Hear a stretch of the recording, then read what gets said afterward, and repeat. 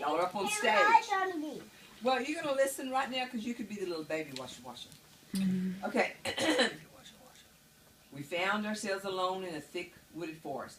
It's late afternoon and the sun is nearing the horizon. Shadows stretch each tree long into the woods. A gentle breeze blows only enough to rustle the occasional fallen leaf. It's quiet outside for the constant hum of crickets singing their lullabies and whistle of the wind rubbing against one another. High atop a tree limb is a lonesome hunter. He lets loose a lazy yawn. I'm the hunter. It's been a long day. He has nothing to show for his efforts. His imagination begins to get the better of him as he imagines what sort of creatures wander these woods after dark. A chill runs down his back as he remembers stories about ancient unknown beasts from a time long ago begin to surface in his mind. The sun is lowering in the sky and the hunter starts to come down from his wooden perch. Coming down. His feet aren't on the ground more than 10 seconds, so it stand up.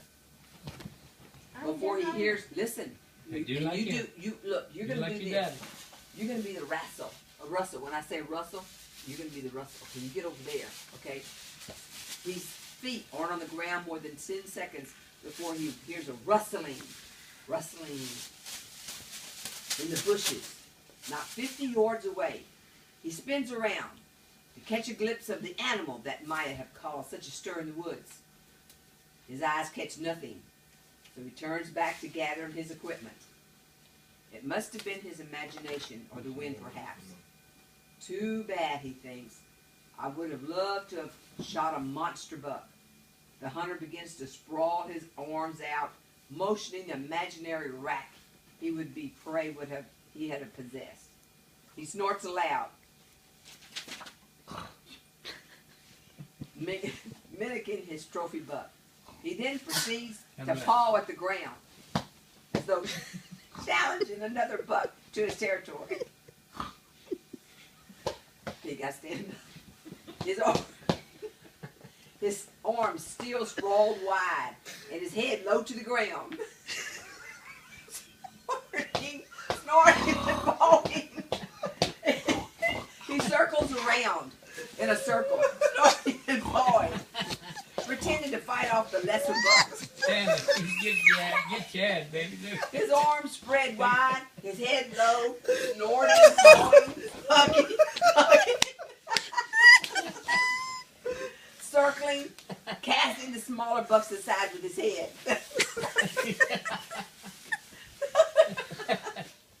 The hunter does this for a minute. And then the small woodland creatures stare on in amazement. It's really quite impressive, but it's also quite loud. The hunter stops to catch his breath and maybe look for a quick snack in his bag. He never leaves home without a few cans of beans and weenies and yam sausages. He hasn't been still for but a minute when he notices more rustling in the weeds. In the same area of the forest from before. Yeah. The forest is silent now. An eerie silence, as though a whole woodland era has gone alert. Something startled them, and the amused woodland creatures have retreated to their burrows and dens. It's twilight now, and the shadows are beginning to blend with the darkness that has crept forward as the sun settles behind the horizon. But the hunter's attention is fixed firmly on the bush from which the rustling came. He starts to look towards the path home, grab his gear, and leave, when from that same bush springs out a loud, terrifying, that would terrify any hardened woodman. And that noise, what's that noise? That big foot bakes. Oh! The hunter drops his axe and turns to the bush. Yeah, make it again.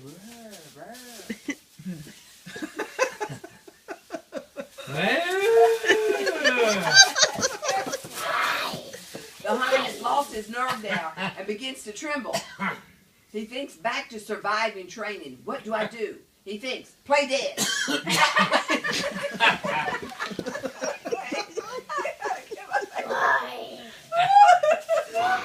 He immediately falls to the ground and sticks the board. No, he says to himself, I must fight to survive. He springs to his feet. I'll face the creature head on. Where's my gun? It must be somewhere. Little did he know that while he was pretending to play a monster trophy buck, he must have kicked the gun into the leaves. Okay, no gun. Then it's hand to hand. He walks slowly to the bush, chest high, shoulders broad, hands up like a prize fighter. No, he says, I'll sneak up on it. He bends down low. Ground, lower, lower, get out.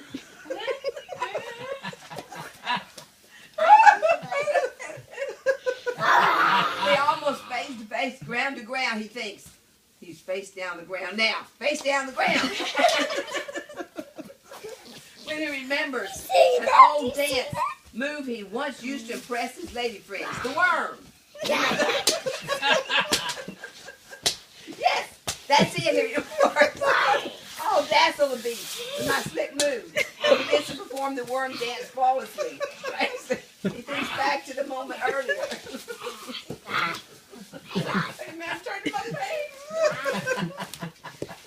When he was pretending to fight out that imaginary buck in a show of dominance, so he continues to worm dance.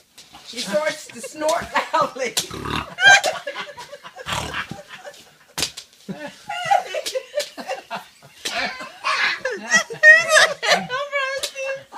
He stretches his arms out wide. Whatever lies behind that bush, he thinks, won't have the courage to hang around after this. The hunter continues to worm dance.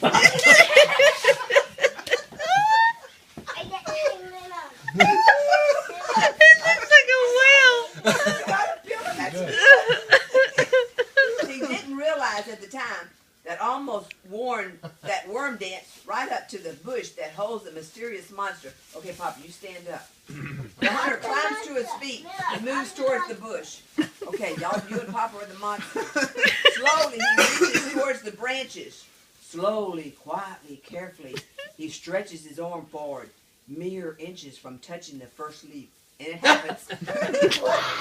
From behind the bush springs a monstrosity so enormous, so terrifying, so mind-boggling, unspeakable. The hunter dives back and rolls for cover. Rolls down for cover. The hunter finds himself on the ground. So he begins to worm dance in reverse.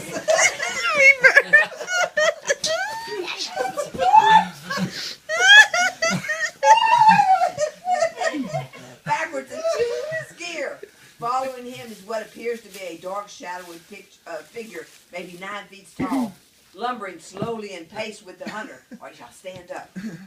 The hunter reaches his gear and jumps back to his feet.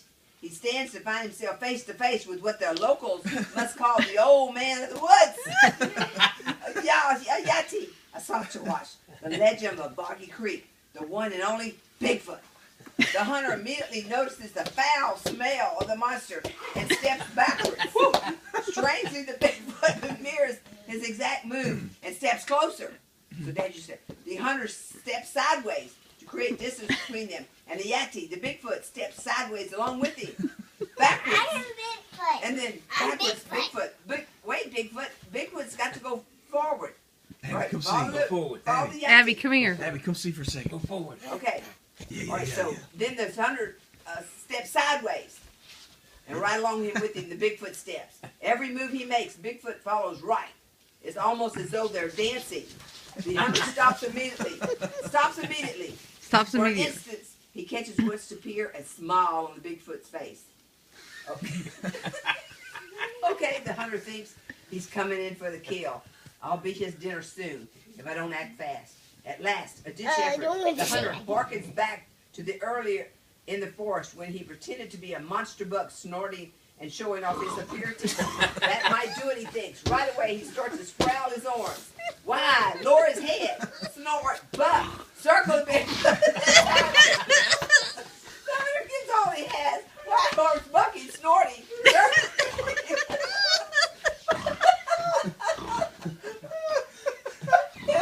He's not right. But much to the hunter's surprise, Bigfoot is mirroring every movement. So, Papa, you're supposed to be doing the same thing.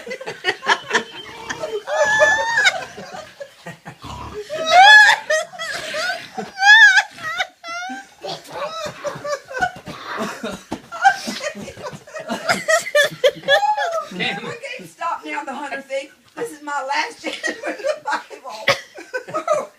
What seemed like a minute, the hunter and Bigfoot circled one another, arms sprawled, heads lowered to the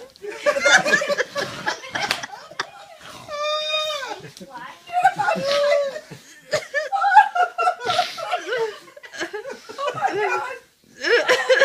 Back in his, there was bucking and snorting. And then the hunter's mind struck by a memory so terrifying that he nearly passes out.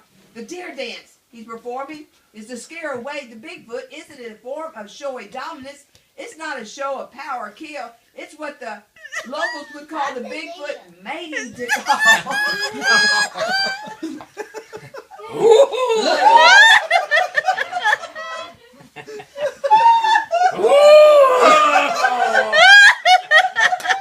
The hunter begins to panic. For a way to escape, though he still continues to circle, snort, and bark.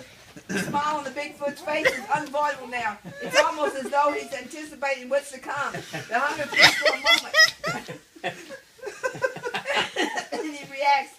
He reaches for his bag, grabs his beans and weenies, and passes them out to Bigfoot. Without taking a moment to look back, the hunter springs down the trail to the truck. He jumps inside, starts the engine, and begins back to camp. Bigfoot, broken-hearted, but satisfied with his tasty treat, trots back to his cave for a yummy dinner.